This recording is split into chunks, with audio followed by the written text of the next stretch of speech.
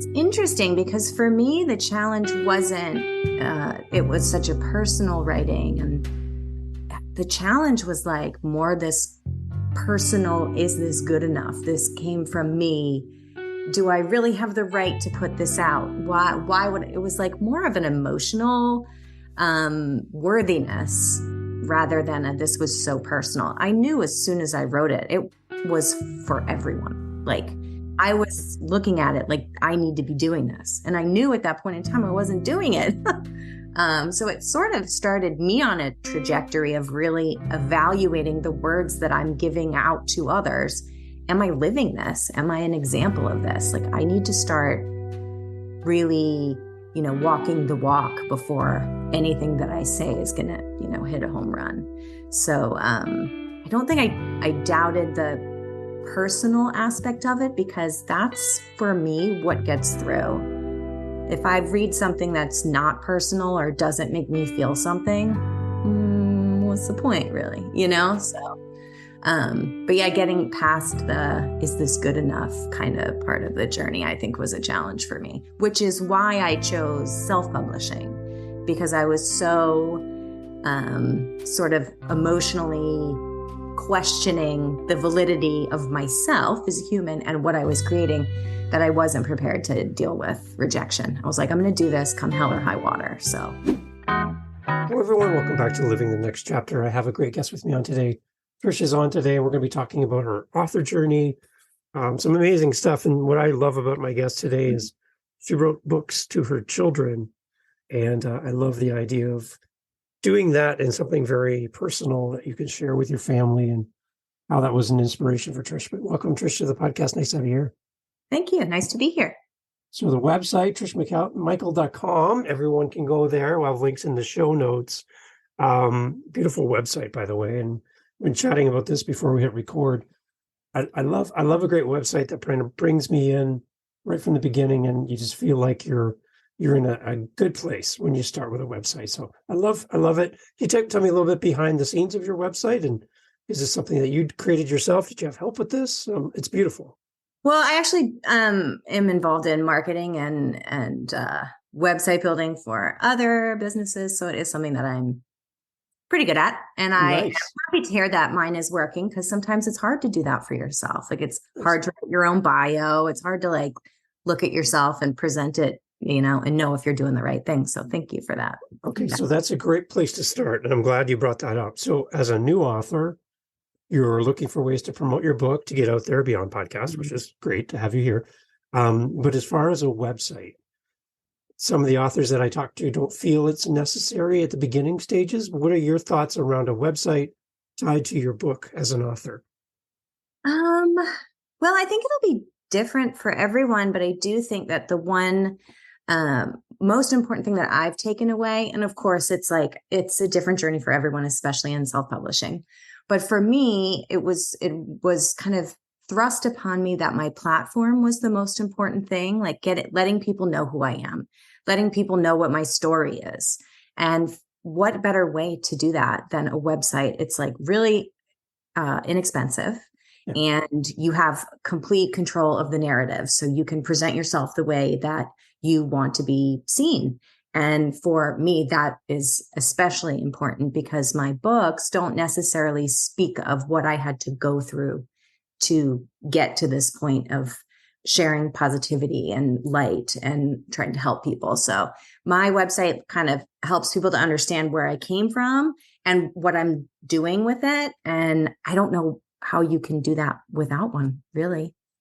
Any tips for somebody with a new website? Some things you must have, and maybe some things you probably not quite as important on your website. Must have your contact information. You'd be surprised how many people leave that off. Telephone, email, just a way for people to get in contact with you because that's how you're going to get your book out there. So make sure people know who you are and how to get in touch. Anything we should probably stay away from on your website? Any tips on that as well? I'm a firm believer in polarizing. My whole photography business was very much built on having a polarizing presence. So not everyone's going to love me, but the people who connect are the right ones. And so I don't think that you should ever be afraid that you're going to do the wrong thing. Just try it. If it works, great. If it doesn't, learn. I love it. Awesome. That's great. Yeah, because I think that it's nice to be found online. It's one thing to go on a podcast and people to find you that way, but when you put all your trust in a social media app, who could be here today and gone tomorrow, there people Right. talk about it being rented land. You don't really own it. Yeah. The website you own, this is you. So you can send people here in the future, and no matter what happens on whatever platform you're on, external to your website, there's Right. always a home plate, a home base for people to find you. So And it really does add legitimacy, even though it shouldn't. Like anyone can have a website, but like because anyone can have a website, if you don't, people question why. So I do think it's something that has more opportunity in it than it does anything bad. So definitely go for it. excellent. So we had a chance to talk previously, and we talked through some of the writings that you've been doing. And as we talked in the opening, you've written 3 books originally directed towards your children. And I love the idea of the thought behind why you did that and the message you had for your kids in doing so.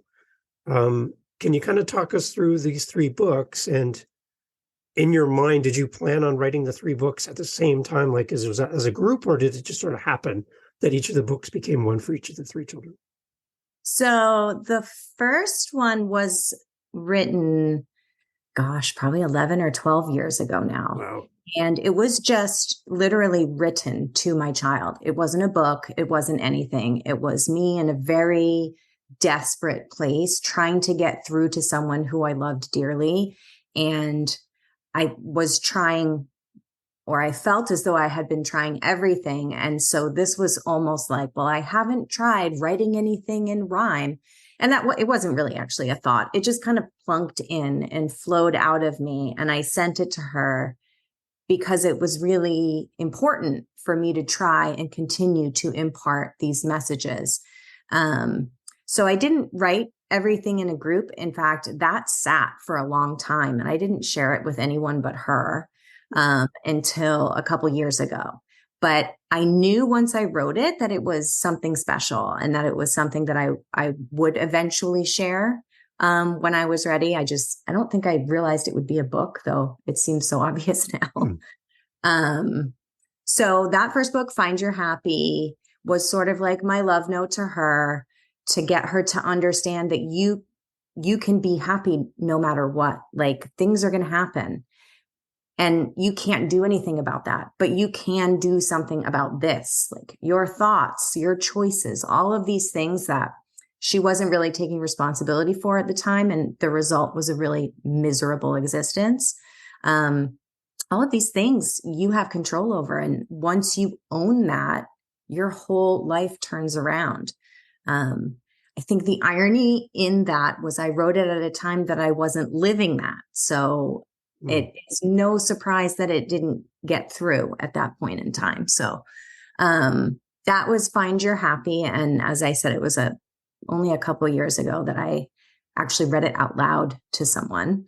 And it was like, this is special. You need to do something with this. And within like a month, I had signed with I had an editor and I was going through a small publisher, which it didn't end up working out with them. But yeah, the path had started to get this published.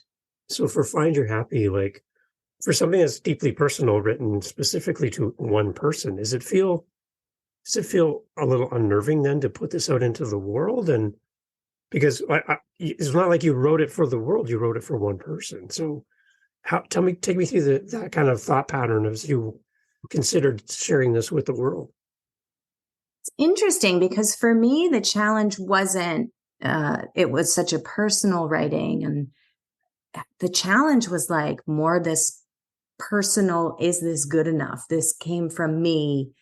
Do I really have the right to put this out? Why would it was like more of an emotional worthiness rather than this was so personal. I knew as soon as I wrote it, it was for everyone. Like I was looking at it like I need to be doing this. And I knew at that point in time I wasn't doing it. So it sort of started me on a trajectory of really evaluating the words that I'm giving out to others. Am I living this? Am I an example of this? Like, I need to start really, walking the walk before anything that I say is going to, hit a home run. So I don't think I doubted the personal aspect of it, because that's for me what gets through.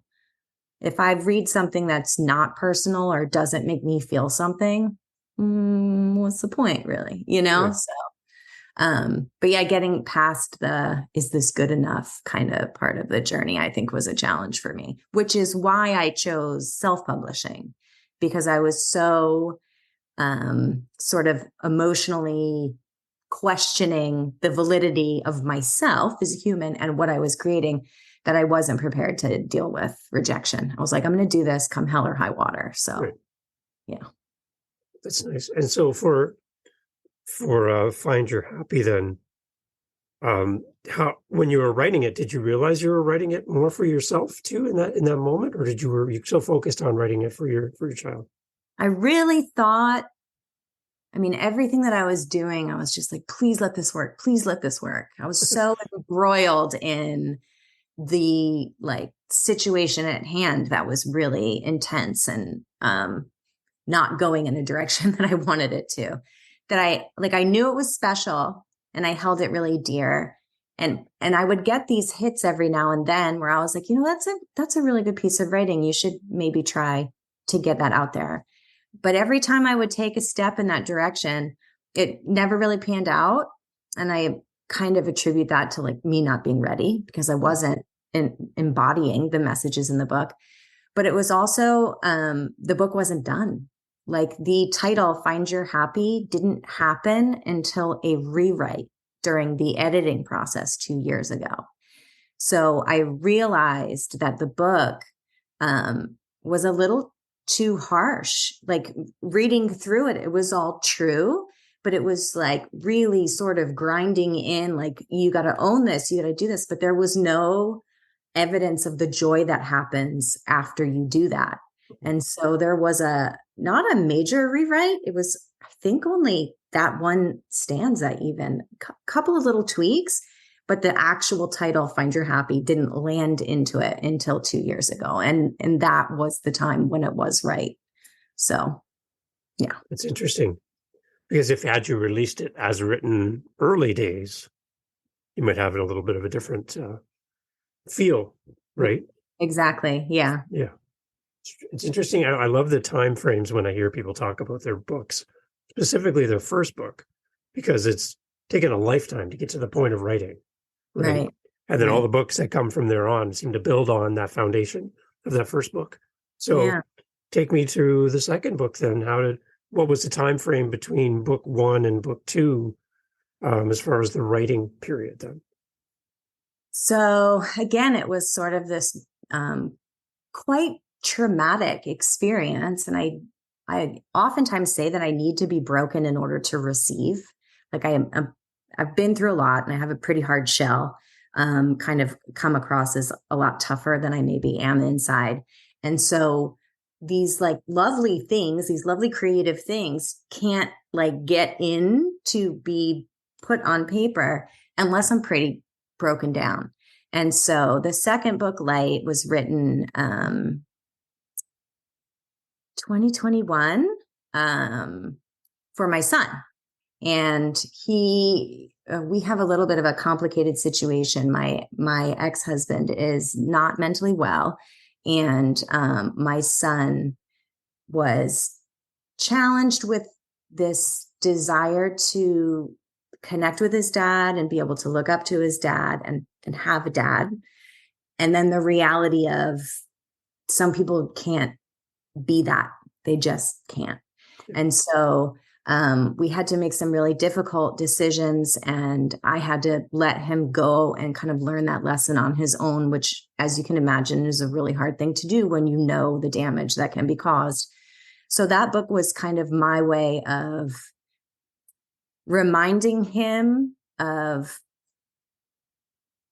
like how your choices and the people around you impact you. Like this isn't just okay, I'll be fine. I can go and I can shove all this stuff under the rug and I'll be okay. That's just not how it works with toxic situations. They Right. impact you. And not only do they impact you, they impact everyone that loves you. And I think the biggest message with that particular book is that there is beauty in your choices, even when they're really hard and even when people don't understand why you're doing that, which is the space that I was in. I wasn't sure if he would understand that my letting him go was so that he would understand that you have to let people go. Sometimes that's the best thing to do. And in his case, it was so that he would come back of his own accord, having learned the lesson, not having any sort of idea about another human implanted in his brain, like sort of developing his own sense of what's right and wrong for him. And then there's this other aspect to it where it's like you inspire other people by following what's right for you. And they can either be angry at you or they can be inspired, and that's up to them. That has nothing to do with you. Right. So in dealing with toxic relationships, when it's people that are in your family, it can be quite challenging. And so this book, Light, kind of breaks it down to feelings instead of judgments and helps you to like make really hard decisions, but feel okay about it, which we all need. Right. I yet to come across a decision in my life that's been like, oh, that's obviously the amazing one. It's always like, well, I don't really know. Yeah. Which of these should I do? So, yeah, that's Light, the book for my son. That's a hard point in time as far as making a decision to allow, him to go, and you wonder and worry a little bit about the impacts of what's going to happen. Oh, For me as a parent, I like having everyone under my roof so I can kind of, be that parent and be there for them. And as soon as they're outside of that comfort, safety of this house, right, I feel a little bit vulnerable as a parent. So if you don't really know what's that was a happening. mess. Yeah. That was, I think, for the time that he was there, I've never been worse off. Just because, you're connected to these people, and when they're not okay, you're not okay. So we are now all together in the same house then. But that wouldn't have happened if we hadn't followed this sort of difficult path to get there. So it's written in rhyme. It's really lighthearted, but it covers kind of like pretty deep stuff that everyone sort of just needs a little reminder, like it's going to be okay. You can do this. It's all right. You can do hard things. And that's maybe something I didn't clarify at the beginning, is these three books we're talking about, these first three, are children's books written for children, but really have a great impact for the parents reading them as well.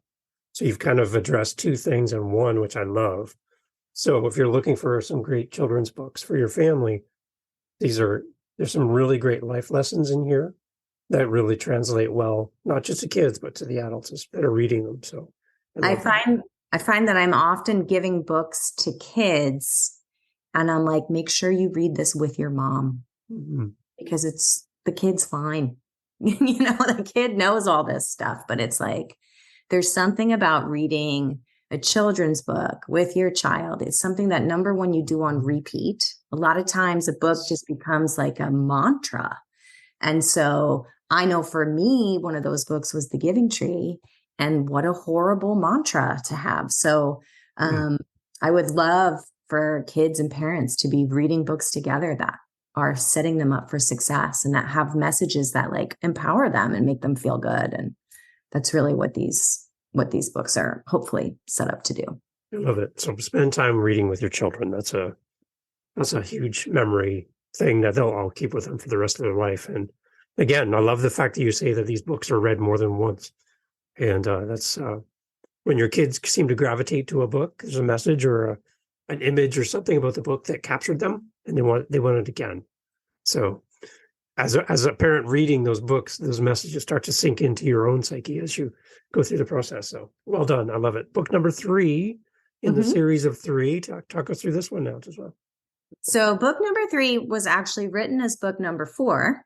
So I do have 4 books written. The third one was written the day after Light. So I guess I was broken enough to let 2 in at once. And that one is hopefully going to be completed by the end of this year. I can't find an illustrator. It's driving me crazy. But anyhow, the Sorry Monster is the third book to be published. And that one was written for my youngest. So I've got 3 kids. And she I bestowed upon her my habit of saying sorry too much. I say sorry all the time. And it's in situations where it's not appropriate, like it's over the top. And so this was written after probably about 6 or 7 months of trying to impart different ways to break that habit. So first it was like, you can't say sorry, you have to say broccoli instead. Because we're trying to set her up to understand, like, this is ridiculous. No one should say broccoli this much in a day. And then I think we have this thing in our household, 5 nice things. So if you say something unkind to yourself, you have to say 5 nice things to counter it. And so it's not her favorite thing to do. And so I was like, all right, fine. Now we're going to do 5 nice things every time you say sorry. And so then we went into that. And that didn't seem to break the habit either. And so this book came about on her birthday morning when she turned 12. And it basically personifies your inner child, which seems silly to do with a child. But my kids have had to grow up way too fast. And I feel like a lot of kids are in that situation, and a lot of adults had that situation.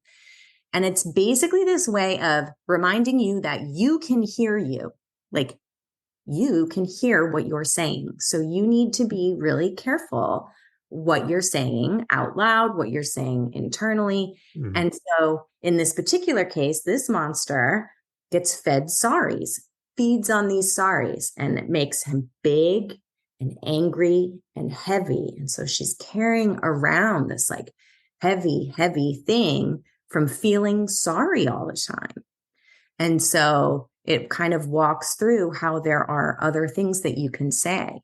If you are relying on the word sorry all the time, perhaps you are stuck in a pattern of not valuing yourself, or perhaps you're stuck in a pattern of doing things that you know you're going to feel sorry about. Either way, if you start choosing your words more wisely, you can create a connection. Like, okay, we started saying, okay, what can we say instead of sorry? How about I'll do better next time? That's your replacement now. And that was put in place to help her to figure out, like, if I'll do better next time doesn't make sense, then the sorry didn't make sense. So you're saying it in a situation where you shouldn't say it. So trying to connect that. And so in the story, it just basically turns out that the monster isn't a monster. The monster just, his stomach hurts from sorries. So feed him love, feed him other words that like make him feel better are going to make you feel better. And they're going to make other people feel better too. So it kind of tries to cover all of those things, but in a really cute and lighthearted way. And she actually designed the monster. So she's very much a part of this book, not only the inspiration, but in the design as well. What a great connection. What was the result of the book? Once it was all done and sitting on her nightstand by her bed, how did the book help her kind of navigate? Well, as with anything, it's never just one thing, right? And the book is, I'm running a Kickstarter, so it's in pre-order. I don't even have my proof in my hand yet. That's wow. Okay, good. Yeah. So, but there have been some major changes in her, and I would never attribute it to this book. I would never attribute it to any of the one things that we do. Everything that we do in our daily life is trying to embody these concepts and words, like do hard things, make hard decisions, make sure that you're feeling into it and it feels good to you. Your whole objective here on this planet is to feel good, and not in a way where you're like hurting other people, in a way where you're inspiring other people to also take good care of themselves and feel good. So all of these things, all three of the books, they're very much like a part of our life. Like we live these, we talk about these things, we approach our lives in this way.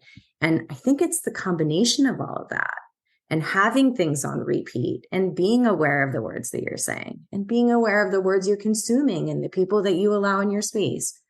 All of these things over time have a tremendous impact just on your base level happiness. And like, I'm proof of that, like absolute proof of that, because I was in an abusive relationship, dying of cancer, and found out that my ex-husband had just sexually abused my oldest daughter. So I had no choice but to turn my life around. And I didn't do anything major other than divorce him. But it was all these little tweaks and changes every day, just making sure I'm taking care of me.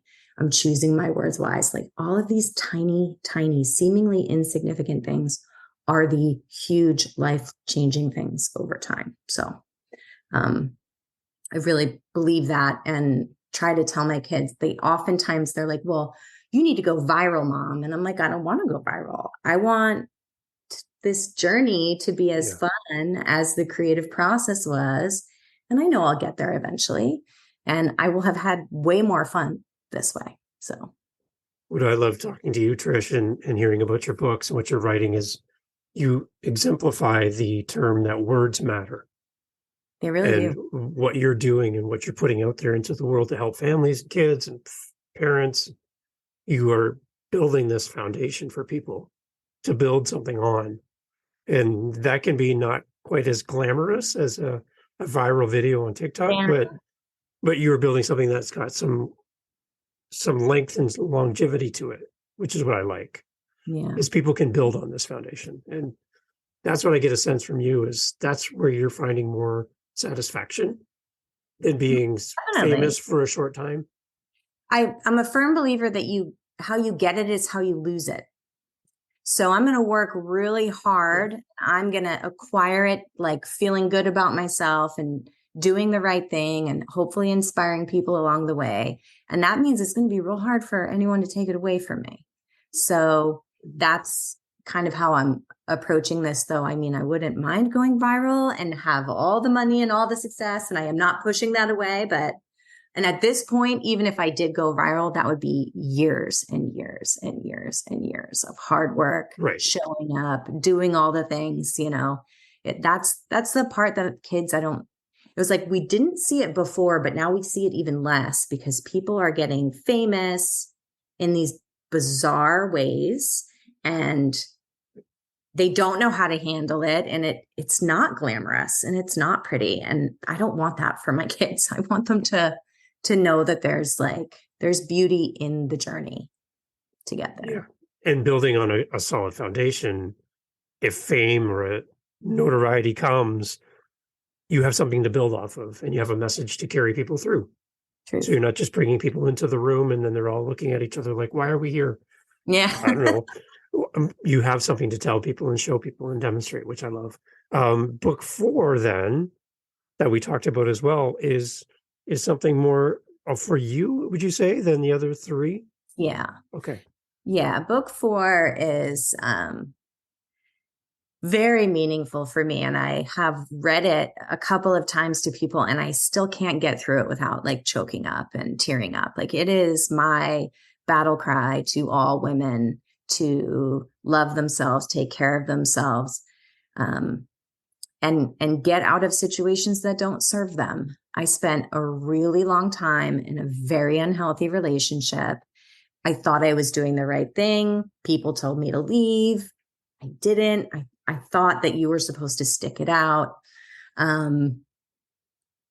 You have no idea the power of just being a happy mom. That is the most important thing to your kids, whether you're married, divorced, single family, whatever your family ends up looking like. You as a mom being in a strong place, being the best version of you is the most powerful thing you can do for your kids, period. End of story. So however you can get there, do it. And if there are people in your way, bye. That's it. Right. because that home that you're creating through the demonstration of who you are as a parent, I think that your kids obviously are sponges. They're going to pick up from what you say, how you say it, but also how you live. And Yeah. that again becomes part of their foundation for their life and what they're going to take with them after they leave us, right? And move on to the next step. So And they notice congruency. They know when what you're saying doesn't match what you're doing, right. which is why my first book didn't hit home. Now it hits home for a lot of people because there's proof in the pudding. Like, I'm not just saying this, I've lived it and I know that this is true. And I will keep moving in this way for as long as I am permitted to do so. So Trish, tell us the timeline for your newest release. What's kind of in the works and when can we expect it? So the Sorry Monster, as I said, that I'm going to be releasing a Kickstarter, hopefully in the next couple of weeks. Because my daughter designed the Sorry Monster, we wanted to do like a plush and like version of it for her. And so we're in the design phase with that. And so once that's sorted and we have that sample in hand, we'll do the Kickstarter and people can order the book, the plushie if they want. The other books will be available there. So that's coming. Where are we now? We're April. Yeah. Maybe early May. Okay. And then the final of the 4 books that have already been written, I'm hoping to have that one illustrated and published with a Kickstarter coming out probably October so that it's in hands for Christmas. Nice. Talk a little bit about the struggle of finding an illustrator. What is something you're looking for in an illustrator? Kind of give us some direction about finding somebody. Yeah, I know I have this very specific look for this final book because it is a children's book, same thing, written in rhyme, same lighthearted feeling. But this one, and I can't tell if I'm making this more difficult on myself or what it is that's getting in the way. But I've hired 2 illustrators and both of them have just kind of been like, I don't have time. It's the weirdest thing. Lovely people, both of them, but it just kind of after a while, like they were missing deadlines and I was like, you sure you have time for this? And they're like, no, not really. And I'm like, okay. I want it to be really beautiful. I just want it to be beautiful. There's a book that I fell in love with, Zen Shorts, and it's really beautifully illustrated. And I totally bought it because of the cover. I had no idea what was inside. I just bought it because it was beautiful. And it ended up being like a life-saving book for me during my first cancer diagnosis. So I want to create a book that will attract someone in the same way. Like they won't know that it's going to be what they need, but because it drew them in that way. So, but I haven't quite found someone who has the style. Yeah, I don't know. I don't know how to, and it's entirely possible that I'm supposed to illustrate it and I'm resisting that. I am an artist, but I'm not an illustrator. And I recognize that. But I seem to be getting pushed in that direction. So I don't know. Someone needs to come and save me from having to illustrate this myself. It'll never get done that way. Yeah. So is there a correlation? Is there a thread through all 4 books that kind of ties them all together? Self-love. Self-love. Okay. Self-love. You got to take care of yourself first. That's the only person you can take care of, really. Other people will push you away. Other people will resist you. Take care of you first. And then everything else sorts itself out. I love it. I love it. So for somebody that comes to your website, they go to their online purchasing site to buy the books, what's the message to them before they add it to the cart? What would you like to say to somebody who finds your website and is thinking about buying your book? What would you like to say to them before they push add to cart? Just push add cart. Just do it. Yeah, there you go. Just get it. Like, I don't need to say anything because if you're connecting with it, that you're meant to connect with it. And it will, like, it's just a book, but I'm telling you, the things you do and say on repeat become this basis in your life that you may not even realize. And so I can feel really good that becomes their basis. I think that would be awesome to have young kids be taught that they put themselves first. There's nothing wrong with that. Selfish isn't a bad thing when done properly. Like all of these very simple truths that are written in rhyme and that you can kind of just toss them around in your head. Maybe they'll get stuck. It's sending a really good message to your soul. And I think the world needs that. Definitely. We need that. And I like the fact that we can have that on repeat as well. It's amazing. So Trish, take us through the website again. Where do people go to find you and connect with you? And where are you most active, like online outside of your website? So my website's www.trishmichael.com. There's a lot going on there. I was a photographer for a long time, so I still have people hiring me for that. I also do small business consulting. I also do sidewalk chalk art randomly. Just did a piece the other day. It had been a really long time. I write the books. I also pole dance. So there's a lot going on in all of my social. I am Trish Michael is my handle on Instagram. And Facebook. Oh, I don't remember. Yeah. It's something with my name. I'm trying to keep it simple.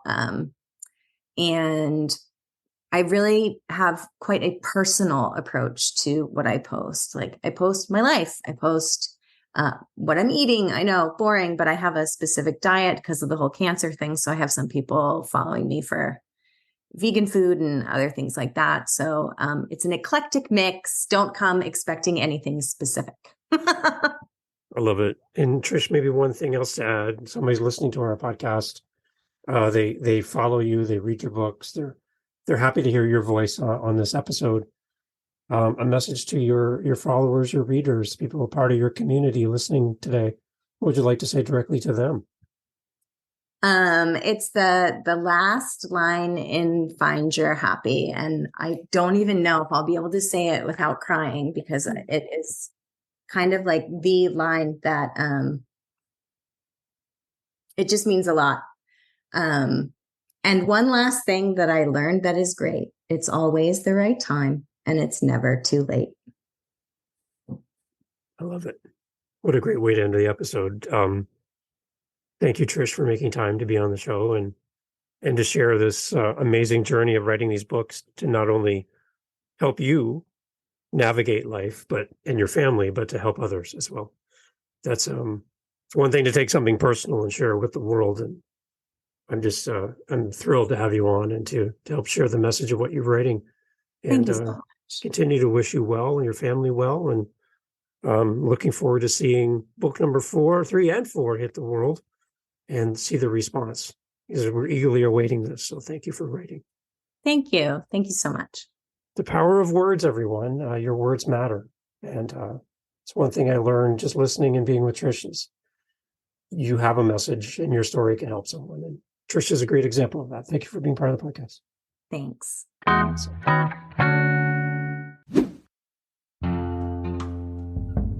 Okay, well, thank you for being here on Living the Next Chapter. I hope you enjoyed this episode. We enjoyed having you here on the podcast.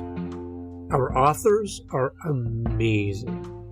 I hope you appreciate their time, their effort to make this possible. If you know an author, if you want to recommend an author, that's a good idea. Hey, if there's an author that you really would love to hear about or hear from, if you tell me, if you send me a message, you speak pipe on our website, livingthenextchapter.com, send me an email, go over to livingthenextchapter.com, send us a message. We will forward your message to that author and say, listen, you are being requested to be on Living the Next Chapter. Our audience can't wait to hear from you. You can help shape the show. Yeah, you. You could do that right now, actually. You got a minute, right? Okay, how about you do that? livingthenextchapter.com. I'll see you over there. Recommend an author. Yeah. See you. Thanks.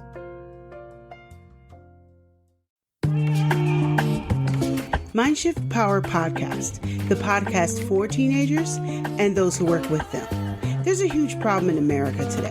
There's a very large disconnect between teenagers and the adults who work with them.